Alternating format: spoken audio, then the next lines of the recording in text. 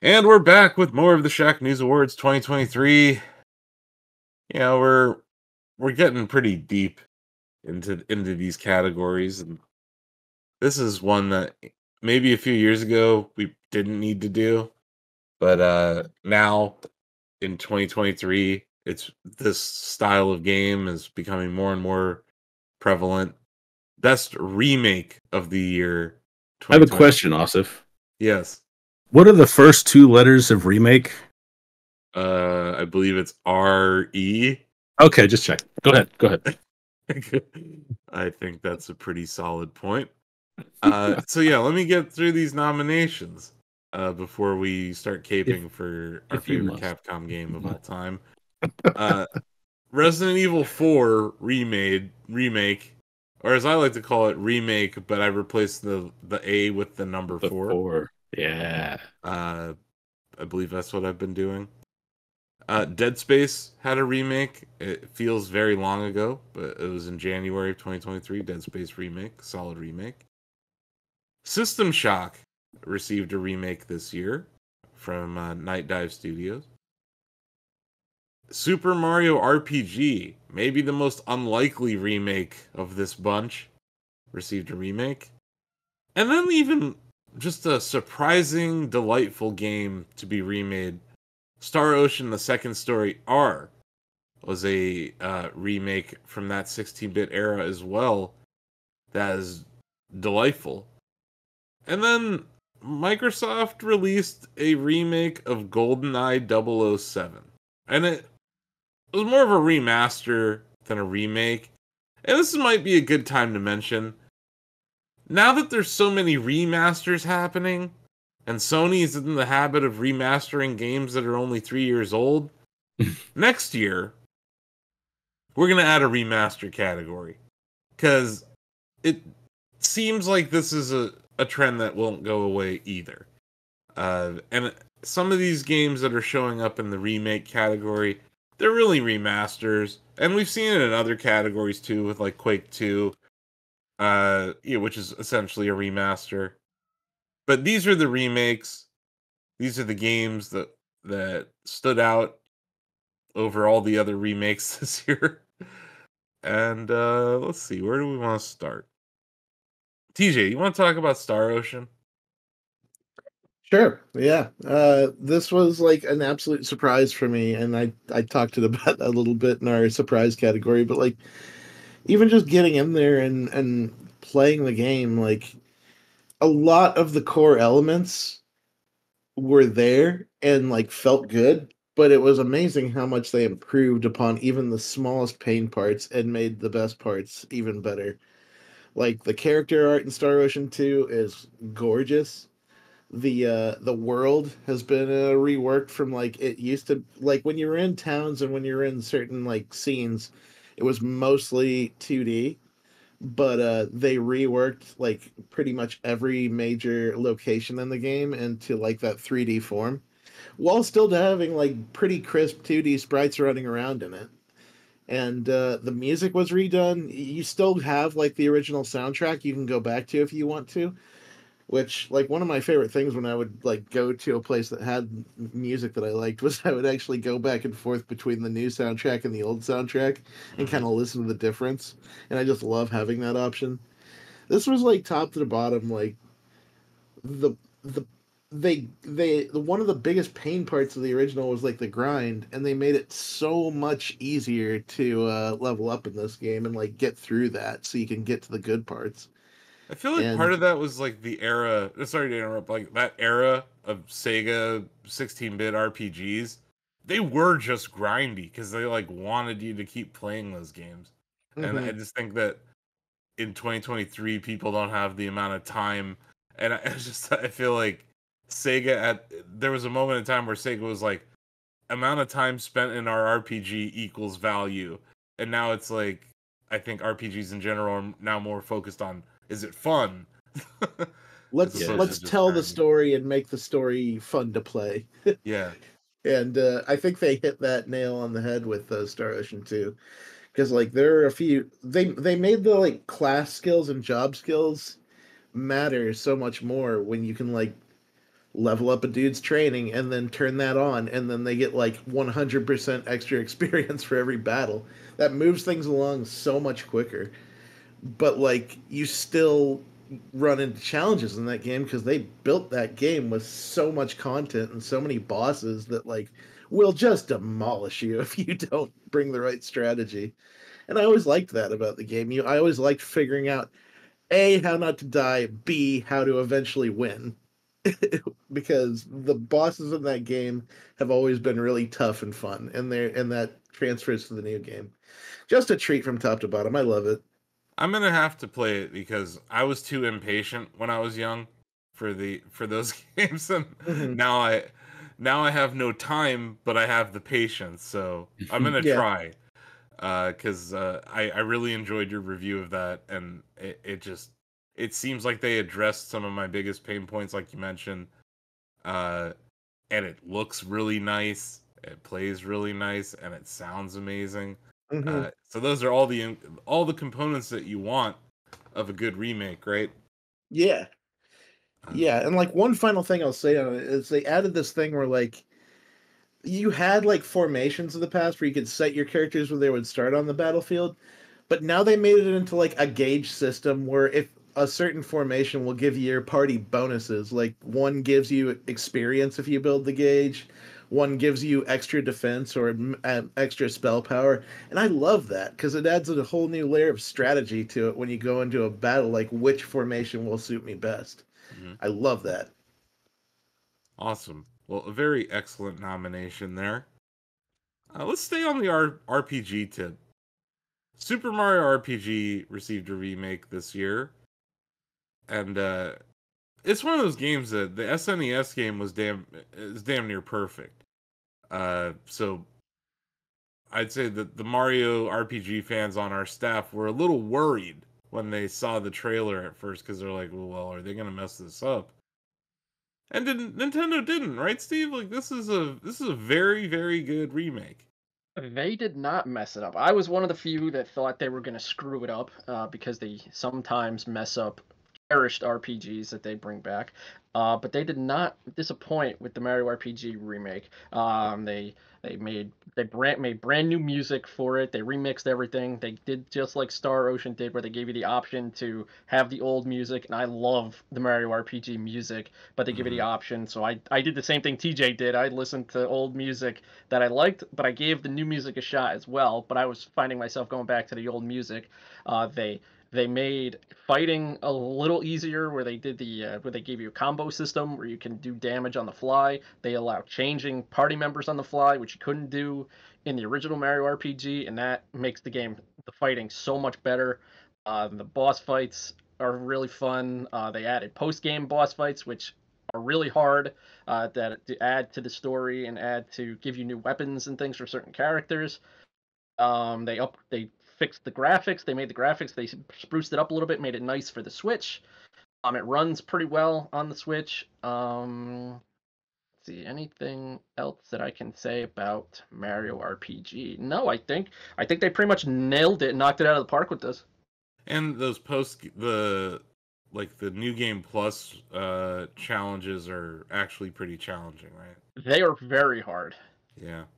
I think that was actually important because that game was very popular, but it was in an era when Nintendo was still targeting kids, and so like that game wasn't particularly challenging. And I think you could argue that it didn't need to be, but I feel like over the years, Nintendo kind of heard, just like they did with Mario Wonder, right? Like in a lot of ways, that's very challenging compared to the new Super Mario Brothers games, and so they're doing a great job in all of their games, including the Mario RPG remake, of catering to a broader player base. Like, hey, if you like this but you found it easier, we're going to add some challenges for you.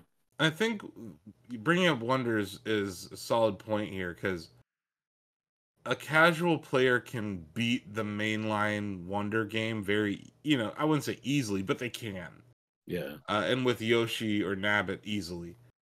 And I think an average player can beat Super Mario RPG Remake easily, but in both cases, the special world and Wonder and those 5-star levels that are kind of hidden throughout the world and the new game plus experience in RPG, they like Nintendo's doing this thing where they can appeal to casual players and hardcore players in the same game. And I think they do that better than a lot of other studios. And RPG is an example of that. But a solid nomination. Let's keep the train rolling down the track here. System Shock received a remake this year, and this was a highly anticipated remake. I feel like we've done a lot of interviews about this with Night Dive over the years, but it finally shipped this year, and it was great. TJ, I believe you reviewed it, right? Yeah, like I tried to come into this with as little experience as possible, just because I wanted to I wanted to see what people were talking about firsthand and see if like I could get that vibe. I of course like did some research afterwards, but like they really captured an immersive sense of dread, of like always being watched, of like not knowing where you're going, of like charting out this massive station that you just got chucked into like haphazardly. It's the space station in System Shock is as much of a character as anything else in System Shock, because you have no like waypoints, you have no mapping outside of like when you travel to a location, it will be mapped. Like that's how you, and it's such like delving into the unknown, that sense of you never know what's going to show up next, but you're like peeling back the layers of this onion, of this terrible onion, of like of an AI that killed everybody aboard this place. And it's just, I almost thought about nominating this game for best horror just because of how uncomfortable it made me feel at Sure, nearly all times. sure. And I think like this terrifying AI on a scary spaceship, like talk about a perfect year to launch this game, because the you know, we talked about it in another category, but like AI is a trend this year, and a lot of people are very optimistic about AI, and I feel like System Shock is one of those like, hey, this is what could actually happen. Yeah. And, yeah, you're right that the spaceship itself is a character in the game. Yeah, that's awesome. And they did a great job. I know that like they were so true to the remake that parts of the game that were just annoying originally are still annoying. Like you have to take like pen and paper notes while you're playing this game to actually get through some of it. Yeah, I felt they did so I had some experience with this game kind of unexpectedly. I interviewed Stephen Kick, Warren Spector, and Seamus Blackley, among others, for the FPS documentary I released this year. And to capture gameplay, I ended up playing the original System Shock for the first time. The context of this is that this game came out in 1994 after Doom, and in the interviews, like Warren and Seamus all said like we were very proud of what we made, but down there in Mesquite, these guys were making like the most accessible FPS games of all time, and we just kind of got stomped. And the thing is, like System Shock was great. It did this great job of building a sense of dread, but that dread was often punctured with downright inscrutable game systems and puzzles and navigation. So I think the most important thing this remake did was just make it more accessible. Like it's not shallow, it's still deep, but it feels much more modern. And that was a game that was in sore need of a remake, because going back to the original is very, very difficult. David, I there's just want to say Night Dive does a really good job with remakes. Yeah, they do. there's also like there's like some cross contamination with like BioShock and System Shock, isn't there? Like, is there any relation to those two games? The System power. Shock System Shock is the precursor to BioShock. They've often said that System Shock was their main inspiration. Yeah, a lot of the gameplay mechanics that you see in BioShock are inspired by the gameplay mechanics introduced in System Shock. Particularly too, because Ken Levine worked on that, and then from there, Irrational made BioShock. That's right. So, yeah, that's right. But yeah, it does draw inspiration from the first one, but definitely more direct correlation to the second one. But yeah, another worthy nominee in this very stacked category. So GoldenEye 007 received a remaster remake on Xbox. earlier this year? Anyone remember that? It was definitely a remaster because a lot of people forget that there was a remake on like the Wii way back when, And like and it was on terrible. Xbox 360 or something, like back in 2011, I think they did. I don't know. Yeah. They've tried this before Hmm. to varying degrees of success. And what I've found is maybe we should just leave GoldenEye back in the 90s. Or just make a new 007 game with IO Interactive, you know? Like there's other things we can do with this IP That's the way to go. Yeah. than this.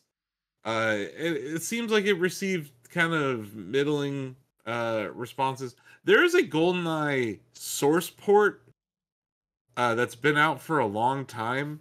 I believe you could call it a mod.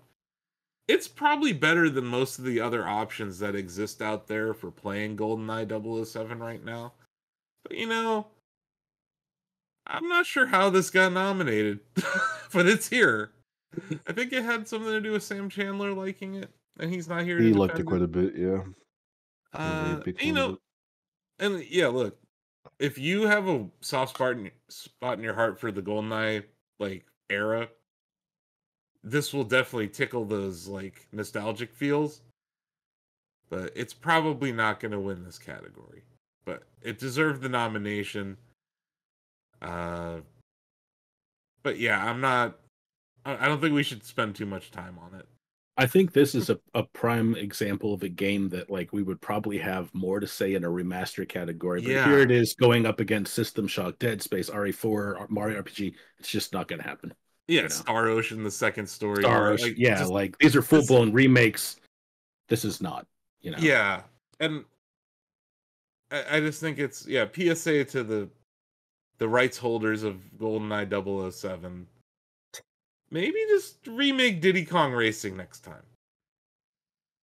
Just saying. That would be delightful. Moving on to another game released in January, I believe. Dead Space received a remake, and I believe David, you really liked this.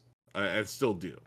Yeah, I'm sure TJ has a lot to say to it too. Dead Space was fantastic because this game came out a year before Resident Evil 5, which is a great game if you took Resident Evil out of the title. Dead Space felt more of a true successor to RE4 than RE5 did. And in fact, before the remake was shown, a lot of people were saying, well, the original Dead Space looks great. It doesn't need a remake. And it did still look great. But when you finally got to put them side by side, you were like, oh, yeah, okay, I completely get why we're here. The Dead Space remake is very much in the vein of the original Resident Evil remake, which rebuilt basically the same architecture, but added a lot of new corridors, rooms, paths, just entire areas that felt so organically connected you'd be surprised to realize, oh, these weren't in the original game.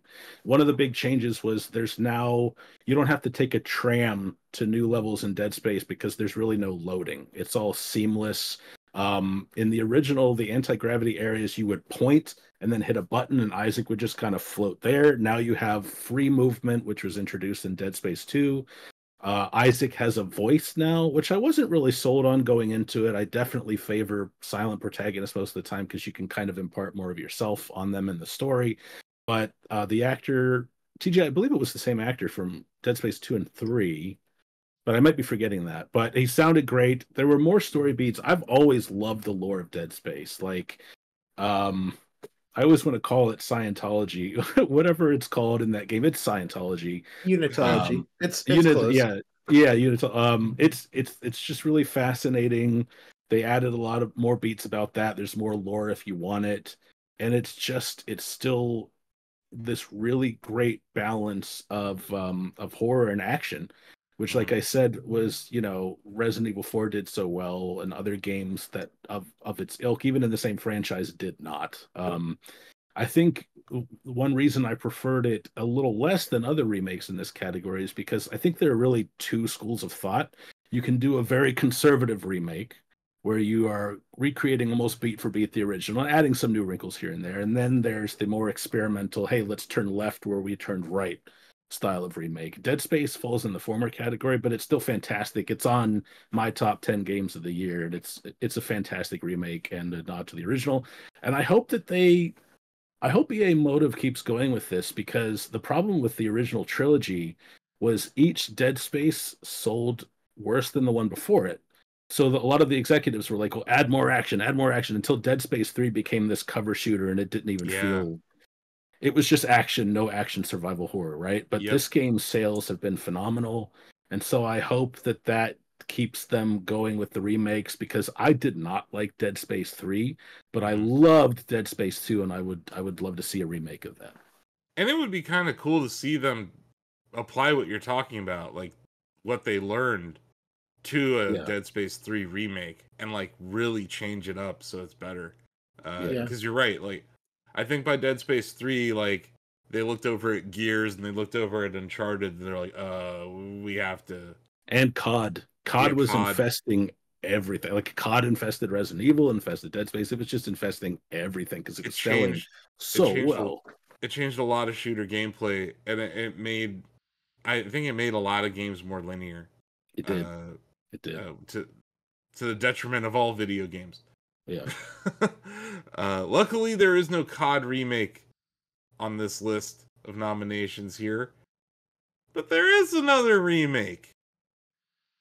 Resident Evil 4 was remade this year, released earlier this year, and received the first 10 out of 10 in the history of Shacknews.com. TJ reviewed the game. David was working on guides at the same time and playing it on PC, so we got a good look at it on PC and PS5. This was already a 10 out of 10 game. So when RE2 was remade, I remember David and we were like, this is gonna end with RE4 being remade. Yeah, they're building really gonna, like, they were building to this moment. The RE engine was building to this moment. You could argue everything that Capcom has done has been leading to this moment over the last 5 years. Yeah. And they nailed it. This game is excellent. I think you hit the nail on the head. Let me say, because I want to talk about this with TJ, because that actually brings me one of my favorite gaming experiences this year was Capcom actually gave us review codes 2 weeks out. And if you ever reviewed a video game, you know that is just a luxurious amount of time to review a game. And so TJ and I were both playing this and just texting each other like late at night, talking on Slack, just gushing over the changes that they made. And I think it's important to kind of set the stage here. When Capcom decided to remake Resident Evil 2, they were remaking a beloved Resident Evil game. When they remade Resident Evil 3, they were remaking a Resident Evil game that definitely happened. It was a good game, but it was also the point when people were like, wow, this is the third one of these with the same engine. It was getting stale. But Resident Evil 4 had to be, in fact, it was terrifying. I happen to know some of the people who worked on the studio that was founded to remake Resident Evil 4. Capcom was charting their progress and said, we're not sure, we're taking it in-house. It was that important because this wasn't just a great Resident Evil game. Resident Evil 4 is one of the most important video games ever made. If you've played a third-person action game, RE4 inspired and influenced it in innumerable ways. So I feel like Capcom was feeling the pressure, and I really feel like they just stuck the landing. Like everything I wanted to see improved was improved. I want to get into this in the best NPC categories, but like the characters in that game weren't really characters. They were just plot devices. I'll let TJ take the ball from here, but I was just impressed from beginning to end. There are beats you remember, but in a different order. There are new beats. It's all so cohesive. It's fucking great. Yeah, it feels familiar and new at the same time to someone who played RE4 on GameCube like a lot. Yeah. So like there are these moments where like the village, you're like, oh, this feels very familiar. It was terrifying. I got my ass kicked in that encounter for the first time in playing Resident Evil 4 OG a billion times over the years, And that's exactly, I think, what you're talking about, where it's like they stayed true to the vibe of that game, but they literally improved everything that they had to make it feel good in 2023. And I think that's just amazing. But yeah, go ahead, TJ. Like when we came into this, David and I were ready to go hard to the paint on this game and scrutinize it because how do you remake perfection?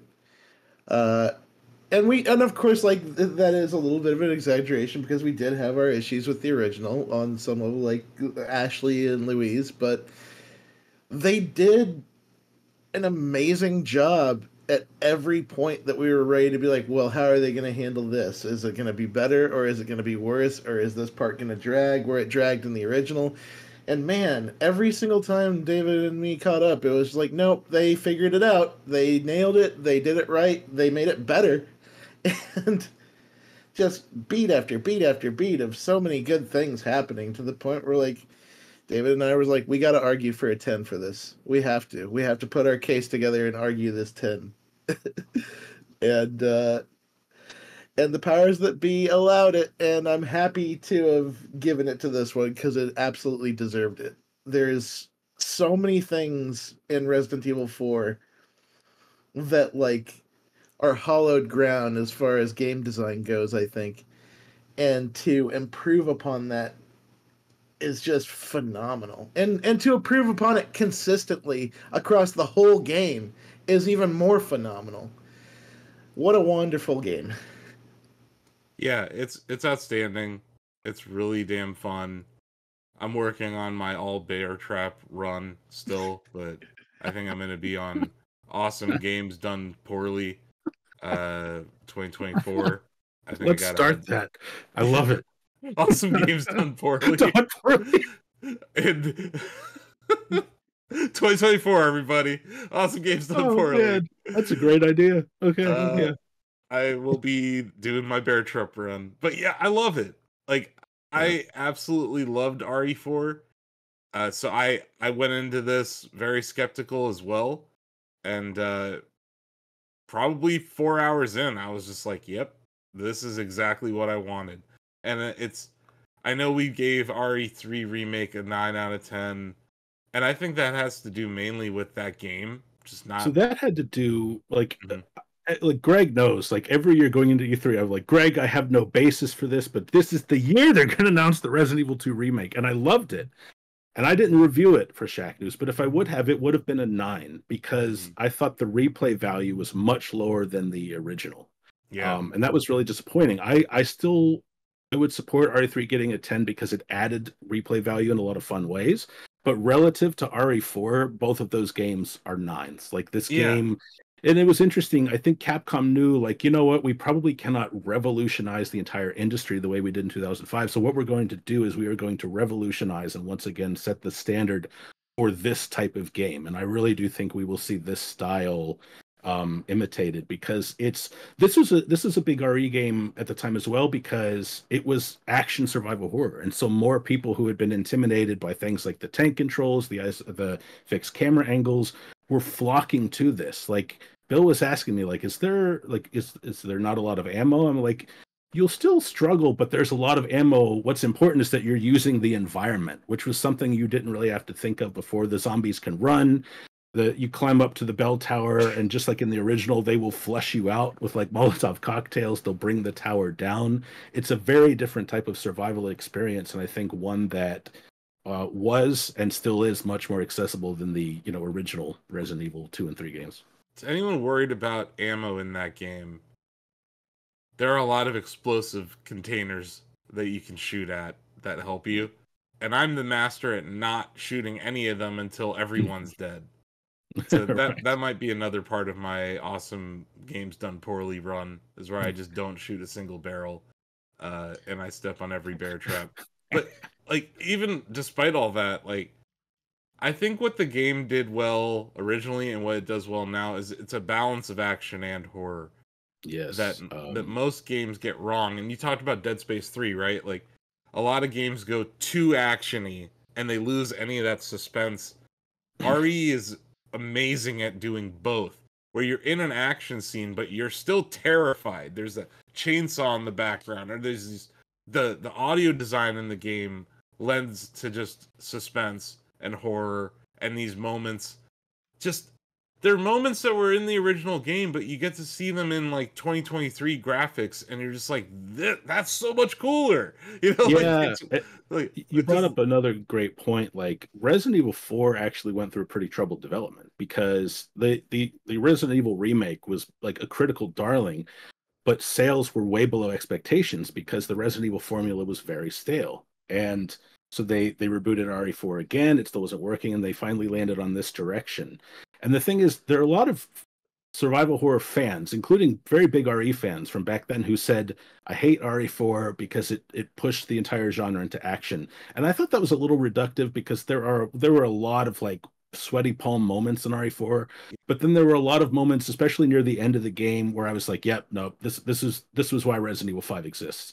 This game does a much better balance. You know, the original RE4 direction and like the first iteration and the second was going to be a much scarier, tense experience. There are parts in this that are just downright terrifying. And so I feel like they did a great balance of, you know, your heart's racing and then you get into this action scene and your heart's racing for a different reason and then you're back to horror. It's a really smooth rhythm between them that makes for a really well yeah, balanced experience. it's like an excellent cadence. So when you're playing the game, like you're never like, I gotta put this down. It's like, oh, I'm gonna keep going, right? It's Mhm. never. It's one of those like some horror games, like when you get through a part, you kind of let out a breath and you just put the controller down and you like, I don't know, you go watch some TV or something. Like this is like, I did that thing, I beat that really hard part, and now, oh, now I get to do this. It's like, Yep.